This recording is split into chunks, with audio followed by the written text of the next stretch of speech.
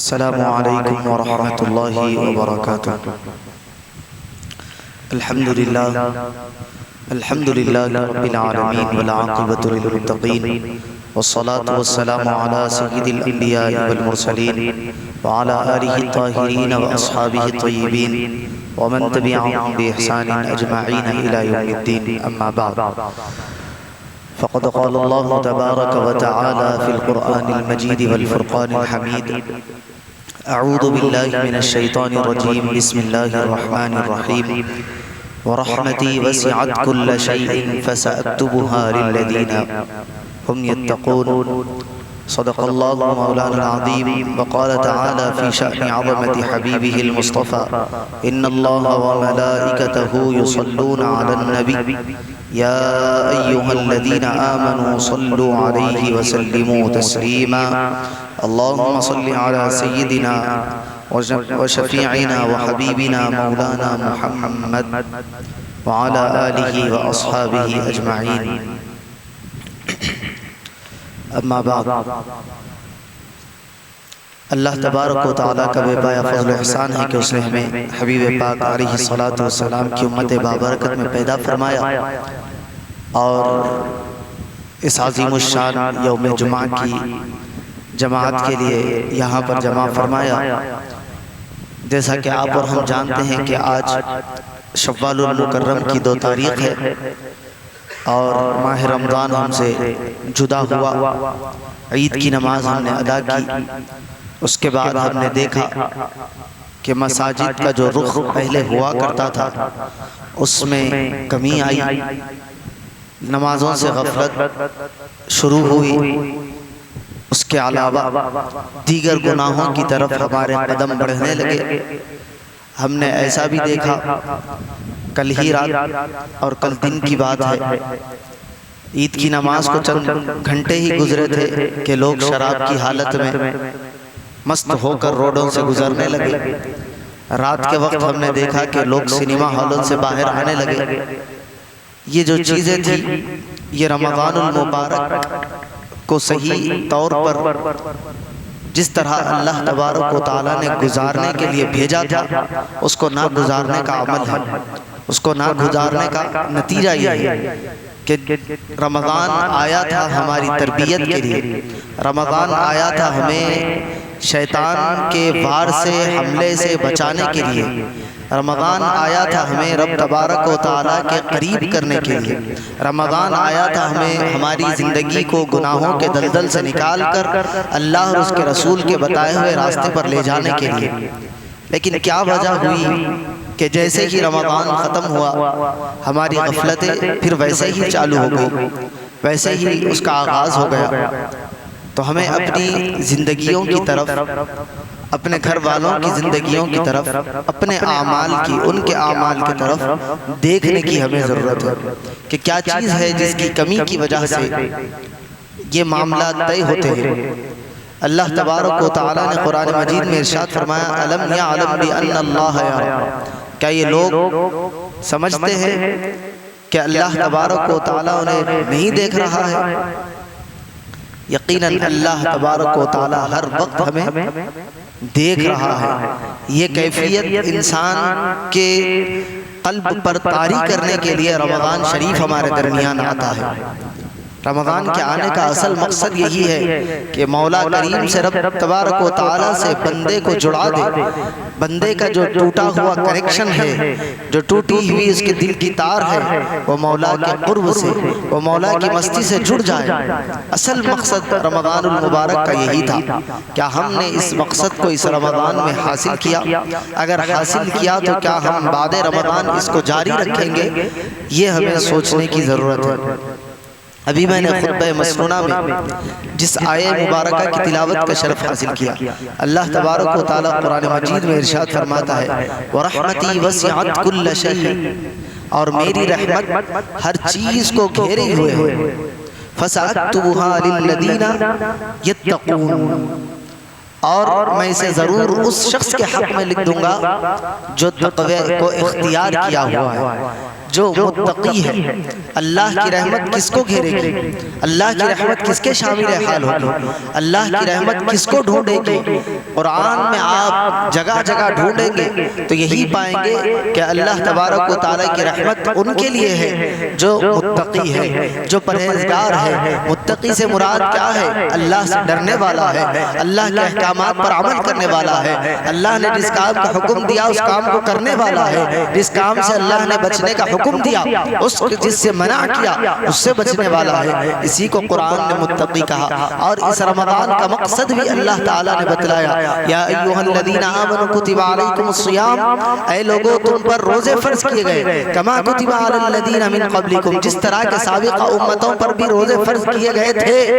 لیکن تمہارے روزوں کا مقصد کیا ہے؟ لعلکم تتقون، تاکہ تم پرہیزگار ہو جاؤ، تاکہ تم متقی ہو جاؤ۔ تو یہ سارے رمضان میں روزے رکھانے کا مقصد، تراویح کا مقصد، زیادہ ذکر و اذکار کا مقصد، ثواب کی شرح کو اضافہ کر کے لوگوں کے لیے آسانی کرنے کا مقصد کیا تھا؟ وہ یہی تھا، لعلکم تتقون کی منزل پر تم آ جاؤ۔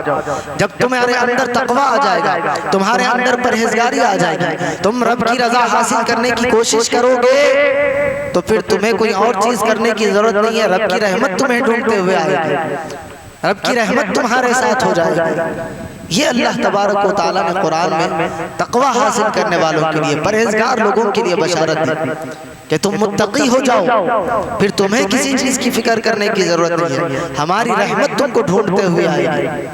یہ مقصد رمضان المبارک کا تھا کہ ہم نے اس مقصد کو سمجھا، کہ ہم اس مقصد کو اب سمجھ رہے ہیں، کہ ہم اس مقصد کو آگے سمجھ پائیں گے، اس پر جاری رہ پائیں گے، ثابت قدم رہ پائیں گے۔ یہ ہمیں کوشش کرنی چاہیے کہ ان مقصدوں کو پہچانیں اور اس پر ثابت قدم رہیں۔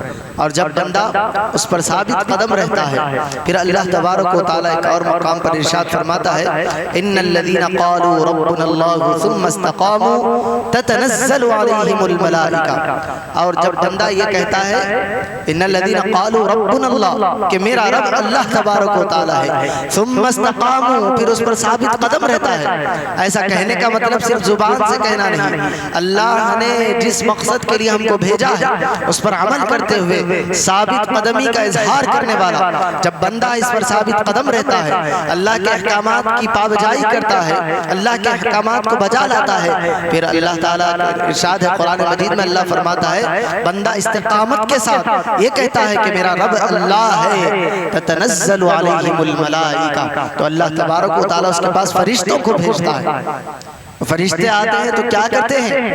وہ کہتے ہیں اللہ تخافوا ولا تحزنوا، گھبراؤ نہیں، پریشان مت ہو، خوف مت کھاؤ، غمگین مت ہو، رنجیدہ مت ہو، وابشروا بالجنہ، اللہ تعالیٰ تم کو جنت کی بشارت دیتا ہے۔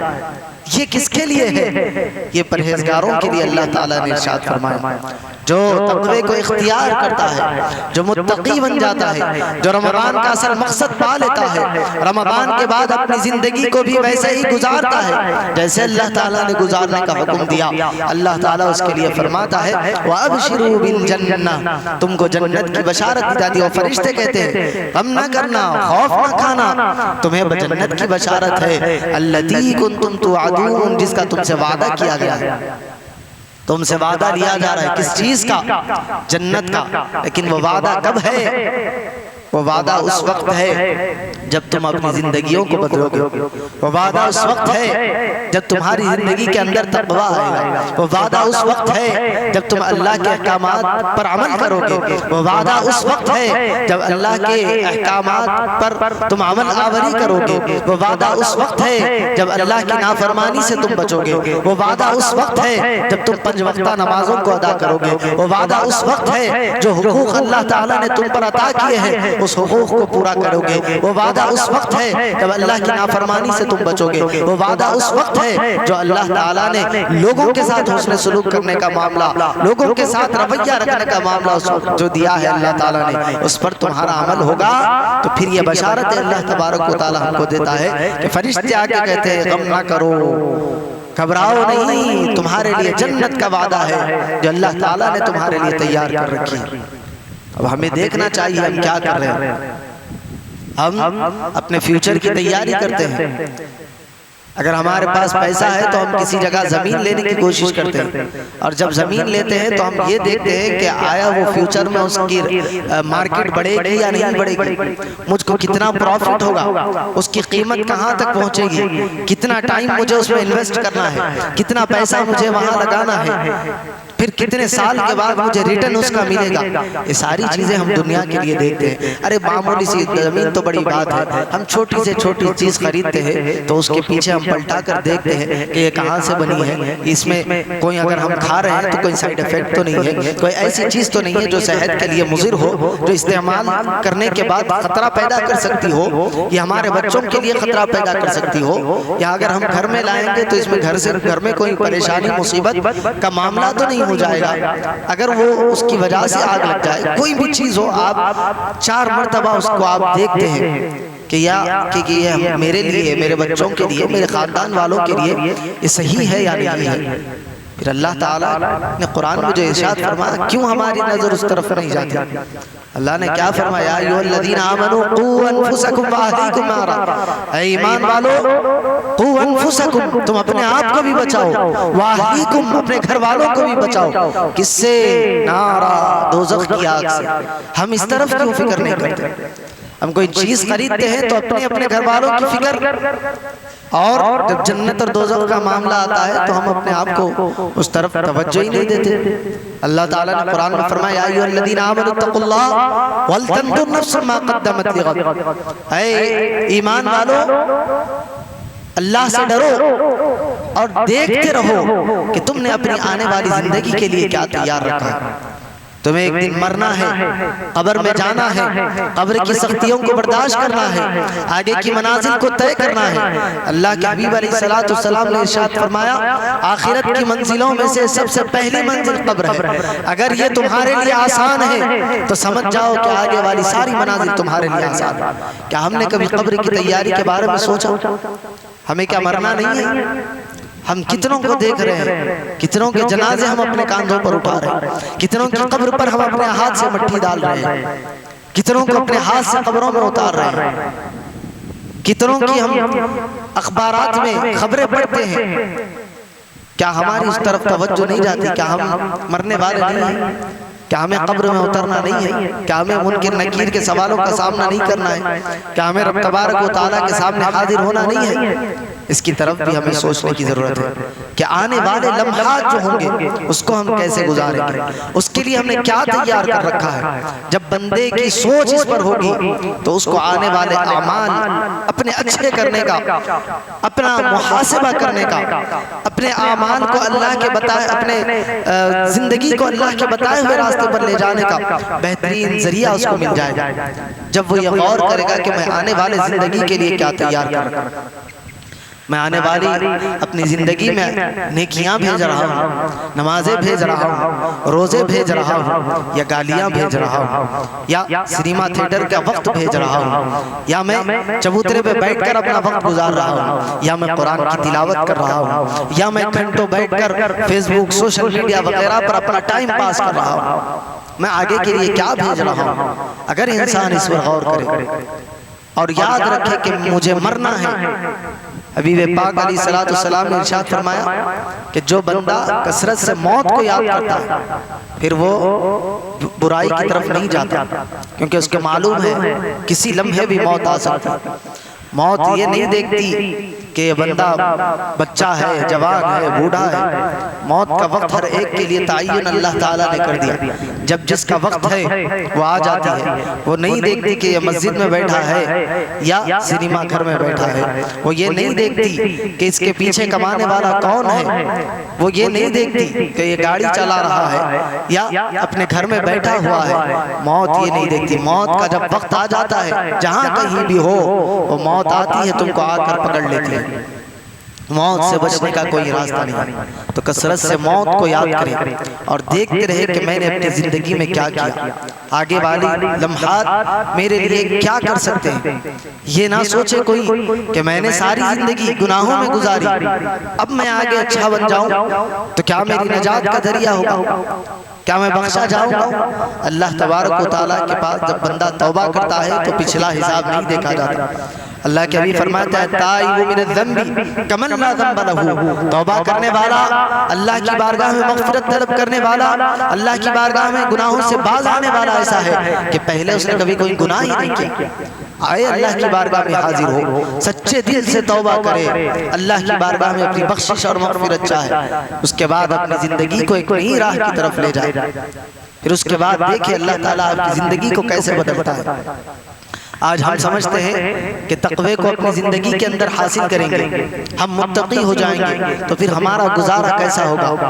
یہ دنیا تو اس طرح چلتی ہے، لوگ ایک دوسرے کو دھوکہ دے رہے ہیں، یہی ہم دنیا سمجھ رہے ہیں، ہم اسی کو سمجھ رہے ہیں کہ کامیابی اسی میں ہے، جس طرح دنیا جا رہی ہے ہمیں بھی دنیا کی روش پر جانا ہے، لوگ دھوکہ دے رہے ہیں ہمیں بھی دھوکہ دینا ہے، لوگ ڈاکہ ڈال رہے ہیں ہمیں بھی ڈاکہ ڈالنا ہے، لوگ جھوٹ بول کر کاروبار کر رہے ہیں ہم کو بھی جھوٹ بول کر کاروبار کرنا نہیں۔ مسلمان اس لیے نہیں آیا، مسلمان کے لیے اللہ تعالیٰ نے قانون بنایا ہے، وہ قانون فطرت کا قانون ہے، جب اس پر مسلمان عمل کرے گا، جب اس پر ثابت قدم رہے گا، پھر اللہ تبارک و تعالیٰ کی رحمتیں، اللہ تعالیٰ کی برکتیں، اللہ تعالیٰ کے انوار اس کی طرف دوڑتے چلے آتے ہیں۔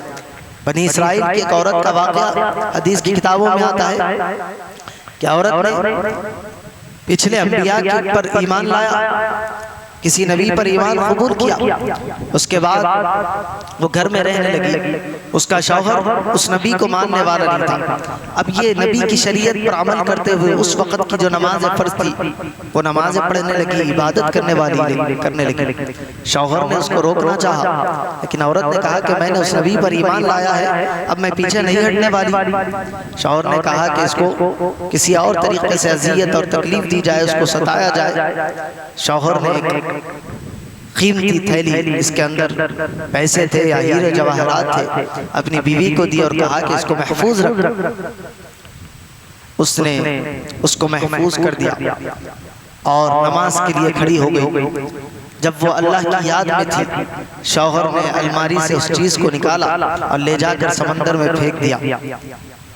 اب واپس گھر آیا شوہر، بھوک لگی تو بازار سے آتے آتے مچھلی خرید کر لایا۔ اللہ تبارک و تعالیٰ نے اس شخص کے لیے کیسے، اس عورت کے لیے کیسے اسباب پیدا کیے، آپ اس پر غور کریں، پھر اپنی زندگی کے اندر جھانکیں۔ مچھلی خرید کر لایا اور جب عورت کو کہا کہ کھانا پکا کر لاؤ، اور اب اس وقت وہ اس عالم میں ہے کہ عورت پر غصہ ہو، اس کو مارے، زدوکوب کرے، اسلام وہ مذہب چھوڑنے پر اس کو آمادہ کرے، یہ پورا پلاننگ کر کے وہ آیا ہے۔ اب بیوی گئی اور جب اس نے اس مچھلی کو ذبح کیا تو کیا دیکھتی ہے کہ وہی پوٹلی، وہی جو قیمتی چیز اس کے شوہر نے دی تھی وہ اس مچھلی کے پیٹ سے نکلی ہے۔ عورت نے دیکھا، اس کو صاف کیا، لے جا کر جہاں الماری میں تھی اس چیز کو وہیں پر واپس رکھ دیا۔ اب کھانا بنا کر شوہر کے سامنے پیش کرتی ہے تو شوہر نے کہا کہ وہ میں نے جو قیمتی چیز تم کو دی تھی وہ لے کر آؤ۔ عورت گئی اور لا کر رکھ دیتی ہے۔ شوہر حیران پریشان ہے، اس نے کہا اچھا اس سے پہلے جو واقعہ ہوا کہ عورت کو پتہ بھی چل گیا تھا، بعض محدثین نے لکھا کہ عورت کو معلوم ہو گیا تھا کہ وہ تھیلی غائب ہو گئی ہے۔ اس نے اللہ تعالیٰ کی بارگاہ میں ہاتھ اٹھا کر دعا کی کہ مولا میری لاج رکھ لینا۔ کیونکہ اگر یہ چلا جائے اور میرا شوہر مجھ سے طلب کرے اور یہ کہے کہ جا تیرے خدا سے مانگ کر لا، تو میں کہاں سے لاؤں گی، میرے مولا میری لاج رکھ لینا۔ اب وہ واقعہ سارا ہو گیا، کھانا پیش کیا، شوہر نے اس چیز کو طلب کیا تو عورت گئی دوڑتی دوڑتی اس چیز کو لا کر شوہر کے سامنے رکھ دیا۔ شوہر حیران ہوا، اس نے کہا کہ یہ تیرے پاس کہاں سے آئی؟ اس نے کہا کہ آپ نے دی تھی، میں نے رکھی تھی، وہیں سے میں لا کر دی۔ اس نے کہا نہیں، یہ تو میں لے گیا تھا اور میں نے سمندر میں اس کو پھینک دیا تھا۔ تو عورت کہنے لگی ہاں مجھے اس بات کا علم تو ہو گیا تھا لیکن مجھے یہ نہیں پتا تھا کہ تم نے اس کو پھینکا ہے، لیکن میں نے اللہ کی بارگاہ میں دعا کی کہ مولا میری لاج رکھ لینا۔ اللہ تعالیٰ نے مجھے اس دین پر استقامت کی وجہ سے، اللہ پر یقین کی وجہ سے ایسی دولت سے نوازا کہ جس سمندر میں تم نے پھینکا تھا اور اسی سمندر کی مچھلی تم لے کر آئے ہو، اسی کے پیٹ سے یہ تھیلی واپس نکلی۔ تو یہ استقامت جو ہوتی ہے، اللہ پر توکل، اللہ پر یقین، اللہ پر بھروسہ، پھر اللہ تبارک و تعالیٰ اسے نوازتا ہے۔ اور وہی آیت گھوم کر آ جاتی ہے جو میں نے خطبے میں تلاوت کی، وَرَحْمَتِي وَسِعَتْ كُلَّ شَيْءٍ، میری رحمت نے ہر چیز کو گھیر رکھا ہے، فَسَأَكْتُبُهَا لِلَّذِينَ يَتَّقُونَ، ہم نے ان لوگوں کے لیے یہ لکھ دیا ہے جو ہم تقوی کو اختیار کرتے ہیں، جو متقی ہے، جو پرہیزگار ہے، جو بندہ پرہیزگار ہے، تقوی کو اختیار کرتا ہے، پھر اللہ تبارک و تعالیٰ اس کو ایسی جگہ سے نوازتا ہے جہاں سے اس کا وہم و گمان بھی نہیں ہوتا۔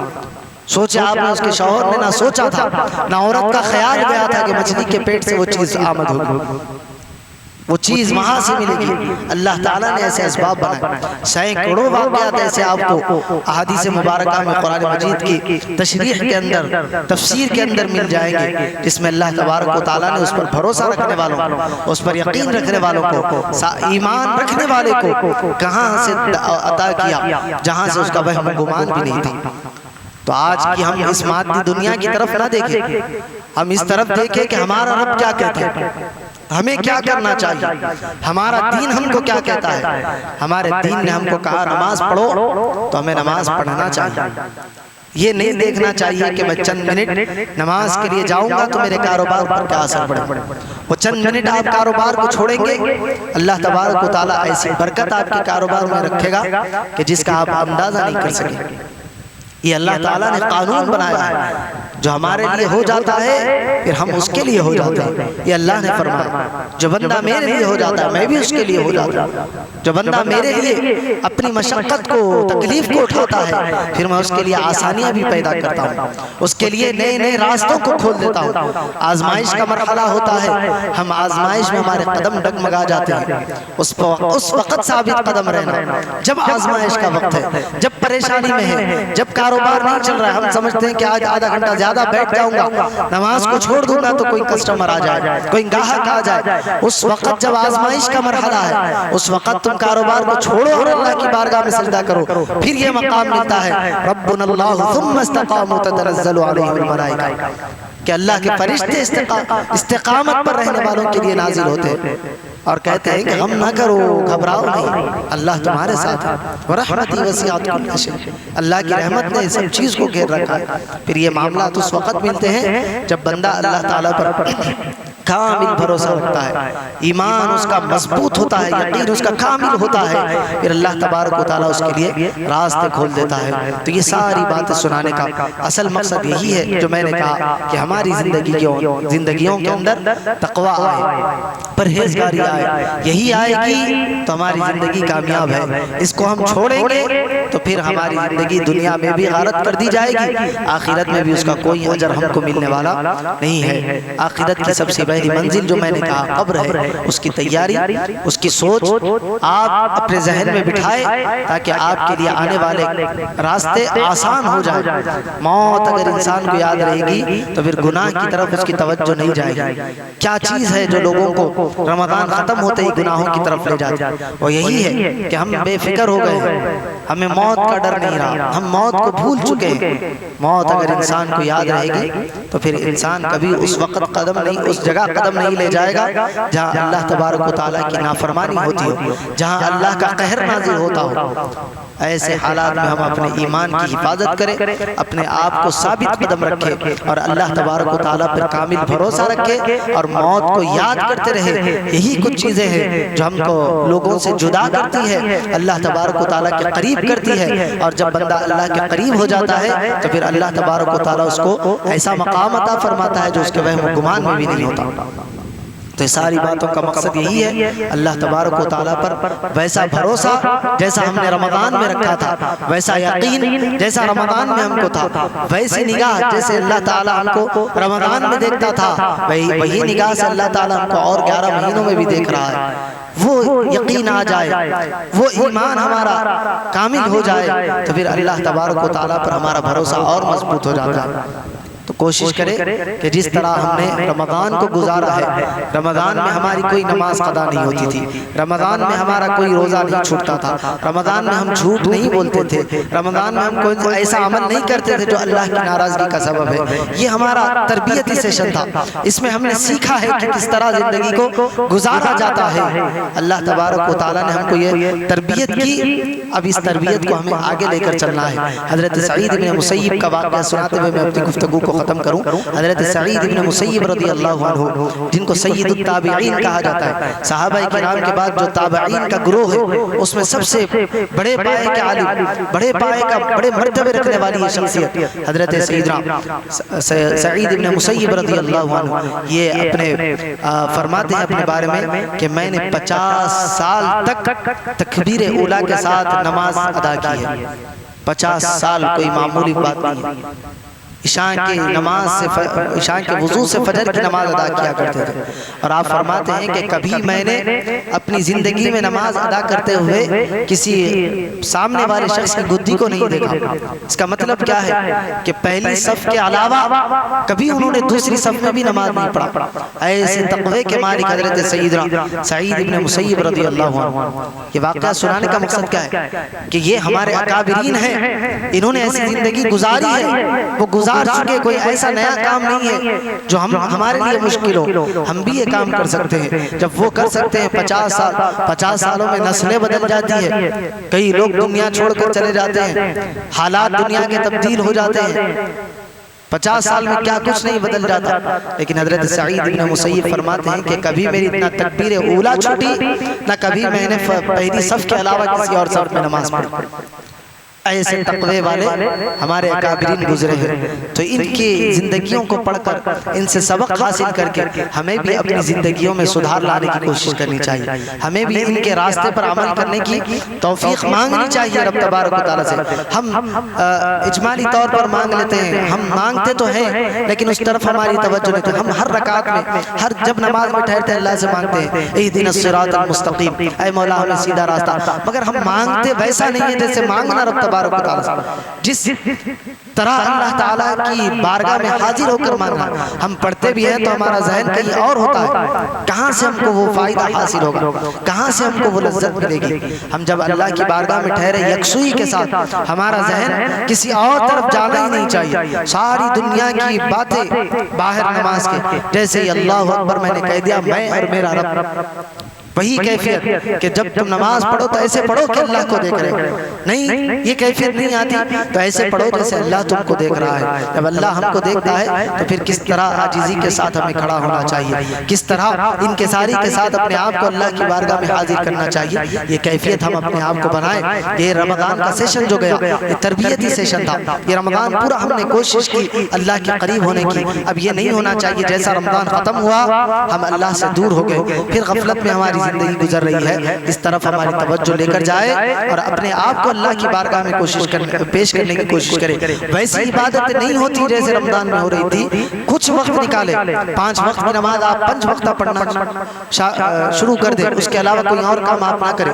اس کے بعد دیکھیں اللہ تعالیٰ آپ کے لیے استقامت کے دروازے کھول دیتا ہے۔ جب آپ کو یہ عادت ہوگی اور نیکیاں کرنا آپ کے لیے آسان ہو جائے گا۔ صرف یہ کریں کہ میں نماز رمضان میں پڑھ رہا تھا، اب میری نماز کوئی قضا نہیں ہوگی، میں 5 وقت کی نماز مسجد میں ادا کروں گا، اس کے علاوہ میرا اور کوئی اب آگے کا لائق عمل نہیں ہے۔ یہی میرا ایک انٹینشن ہے، یہی میرا گول ہے کہ میں 5 وقت کی نماز پابندی کے ساتھ مسجد میں ادا کروں گا۔ باقی اور چیزیں میں اللہ کے سپرد کرتا ہوں، اللہ تعالیٰ ہم کو استقامت عطا فرمائے گا، آگے والے راستے ہمارے لیے آسان فرمائے گا۔ اور ایک بات کہتے ہوئے جو حضرات شوال کے روزے رکھتے ہیں یا جو نہیں رکھتے ان کے لیے کہ اللہ کے حبیب علیہ السلام نے ارشاد فرمایا رمضان کے بعد شوال کا جو مہینہ آتا ہے اس میں اگر کوئی بندہ 6 روزے رکھ لیتا ہے تو وہ گویا ایسے ہے جیسے کہ اس نے سال بھر روزے رکھنے کا ثواب پایا۔ تو اس شوال کے 6 روزے اللہ تعالیٰ کی بارگاہ میں بڑے مقبولیت والے ہیں، بڑے ثواب والے ہیں۔ فرض نہیں ہے، حبیب پاک علیہ السلام کی سنت ہے، لیکن اس کا اجر یہ ہے کہ بندہ جب یہ 6 روزے رہ لیتا ہے تو اللہ تبارک و تعالیٰ اس کو سال بھر روزے رہنے کا ثواب عطا فرماتا ہے۔ محدثین نے اس کی تشریح کی کہ اللہ نے قرآن میں ارشاد فرمایا من جاء بالحسنۃ فلہ عشر امثالها، جو بندہ ایک نیکی کرتا ہے تو اللہ تعالیٰ اس کو 10 گنا اجر عطا فرماتا ہے۔ تو یہ ہم نے جو 30 دن روزے رہے، اللہ تعالیٰ نے اس کا اگر 10 گنا ملٹیپلائی ہم کرتے ہیں تو 10 مہینوں کا ثواب ملتا ہے، اور یہ 6 روزے شوال کے رہ لیتے ہیں تو پورے 12 مہینوں کا ثواب اللہ تعالیٰ کی بارگاہ سے ہم کو ملتا ہے۔ خلوص نیت ہو تو پھر اللہ تعالیٰ اس سے ہم کو اور زیادہ بھی عطا فرماتا ہے۔ تو یہ جو تربیت ہماری ہوئی رمضان میں، ان روزوں کی تربیت کو آگے بھی ان 6 روزوں میں آپ انکلوڈ کریں۔ جو آج کا روزہ ہے ماشاءاللہ نہیں رہ سکے، کل پرسوں جیسے بھی ہو، یہ پورا مہینہ آپ کے پاس ہے، آپ ایک ساتھ 6 روزے رہ سکتے ہیں، یا 1 2 3 چھوڑ کر گیپ سے آپ، یا جس دن آپ کو چھٹی ہے یا جس دن آپ کو وقت ہے، اس طرح کر کے بھی آپ ایک ایک کر کے بھی 6 روزے اس مہینے میں رہ سکتے ہیں۔ شوال کے پورے مہینے میں 6 روزے اپنے مکمل کریں، تاکہ وہ ثواب جو حبیب پاک علیہ السلام نے اپنی زبان مبارکہ سے ارشاد فرمایا ہے کہ شوال کے 6 روزے رہنے والے کو اللہ سال بھر روزے رہنے کا ثواب عطا فرماتا ہے، وہ ثواب ہم حاصل کریں۔ اللہ تبارک و تعالیٰ کی بارگاہ میں دعا ہے کہ انہیں رسول سے زیادہ عمل صالحہ کی توفیق عطا فرمائے، حبیب پاک علیہ السلام کی سچی پکی محبت عطا فرمائے، نبی پاک علیہ السلام کے بتلائے ہوئے راستے پر عمل کرنے کی توفیق عطا فرمائے۔ مولا ہم کو استقامت فی الدین عطا فرمائے، آپ کی اور آپ کے حبیب علیہ السلام کے بتلائے ہوئے راستے پر مرنے مٹنے کی ہم کو توفیق عطا فرمائے۔ وصلی اللہ تعالی وسلم علی خیر خلق سیدنا محمد وعلی آلہ وصحبہ اجمعین، والحمد للہ رب العالمین۔